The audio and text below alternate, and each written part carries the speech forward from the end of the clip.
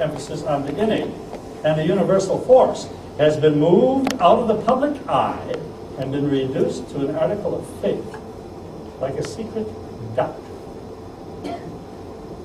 Chiropractic theory has become a secret doctrine. It is something learned, respected, and revered, but little practiced.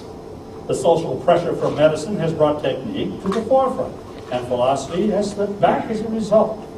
There are two main implications of the demise of chiropractic philosophy, and here they are. Here are the implications for the demise of our philosophy, according to this medical anthropologist, MD, PhD. The first is the disappearance of that which is distinctly chiropractic. Having already begun to lose the exclusive practice of spinal manipulation to the allopaths and the physiotherapists, only the chiropractic philosophy significantly distinguishes the chiropractic practitioner. And yet, the philosophy is kept hidden away in response to social threats. I'm calling us quacks, calling us cultists, social threats to its existence. Chiropractic has accepted the materialistic worldview of the allopaths. It has done so in fear of being labeled quackery, and this, undoubtedly, was a good strategy to follow at one time, but the public knows next to nothing of chiropractic philosophy, of healing and its mechanism. If hospitals offer spinal manipulation, the chiropractor offers nothing else. This distortion of the chiropractic tradition can only be overcome by a reevaluation of the place of theory in chiropractic. And such a reevaluation would look at issues such as the acceptability of chiropractic explanatory theory, methods of conveying theory to patients, and the place of philosophy in technique, and the like. Dispossessed of its philosophy, chiropractic is dispossessed of its uniqueness and perhaps its future. I say there's no perhaps about it. Without our philosophy, we can join the army of manipulation. But the second aspect, and this faces John's question, well, when will this pride rise again and we chiropractors out there?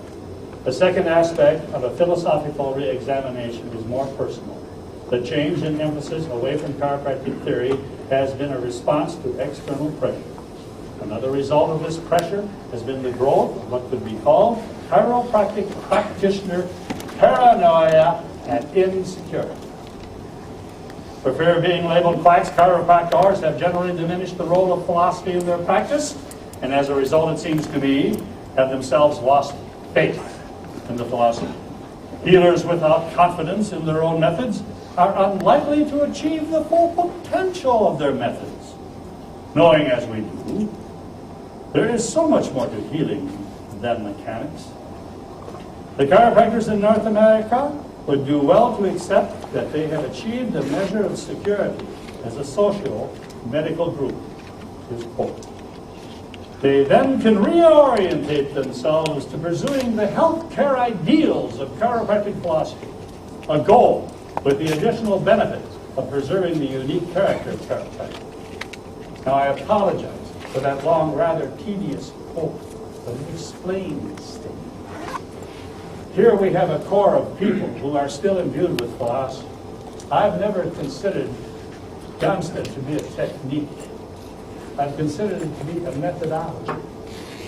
It went way back into Stevenson's and picked up majors and minors and told you to correct certain levels and not swing from the chandelier up and down the spine. That's right. It's a methodology. It had a philosophy behind it. I knew Dr. Johnstead. I interned with him personally. He was my father's good friend. Those were the years when philosophy was embedded in our work. And I want you to bring that back so that the passion comes forth.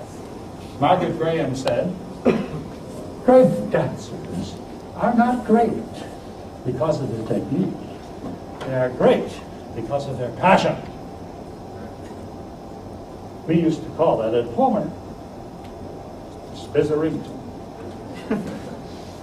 Listen to the words of this fellow. Does he have to be paid $25,000 a hour to talk to us?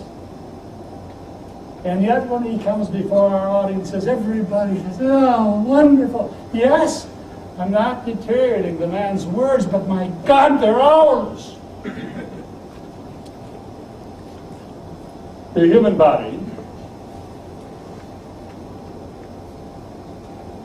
is the most exquisite pharmacy in nature. Its inner intelligence is the ultimate and supreme genius that mirrors the wisdom of the universe.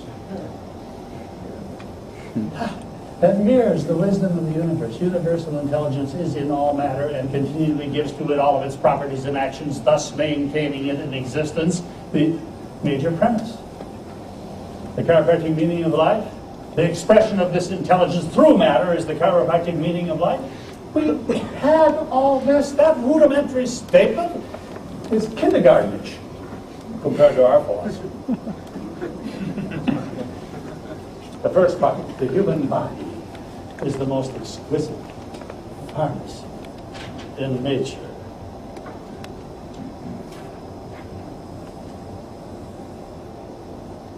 The best immune system is in the body, not the lab. Nice and simple, old CS said it, didn't he? The best immune system is in the body, not the lab.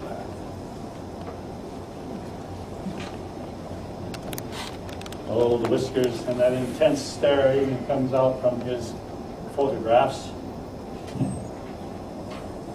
The science of chiropractic has modified our views concerning life, death, health, and disease. We no longer believe that disease is an entity, something foreign to the body, which may enter it from without, and with which we have to grasp, struggle, fight, and conquer, or submit and succumb to its ravages. 1910, and they're still warring against disease. And it won't work. What war has worked? Have they solved diabetes? Oh no, they know how to keep the weakened body longer upon this earth through insulin. Have they solved diabetes? Have they solved heart trouble? Cancer, the biggest killer? Nothing. Basically nothing. Have we lived better with them? Yes. Would you want to be without medicine? No. But where's the biggest plague? 180,000 deaths per year due to medical error. 330,000 people died in 14 years from AIDS, and 2,250,000 died from medical error. Where's the plague? 106,000 people die per year due to properly prescribed medical drugs by their own statistics. And one stroke case in Canada puts us all in panic, doesn't it? Tell it like it is. Every reporter that comes around, you have those stats in your mind, you spit them out there, put out there by the AMA. You must admit the AMA does actually put out those statistics. We've got them. We can arm ourselves.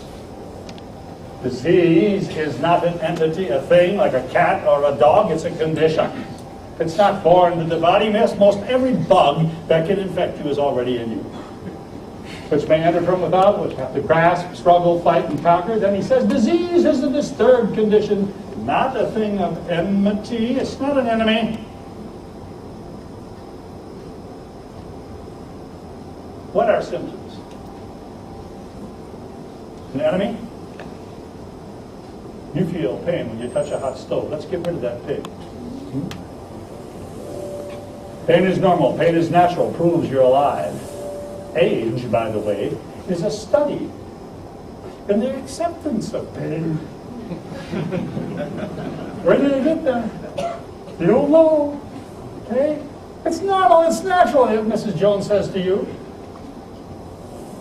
But doctor, I have to take 4 aspirin to go shopping or my knees just kill me.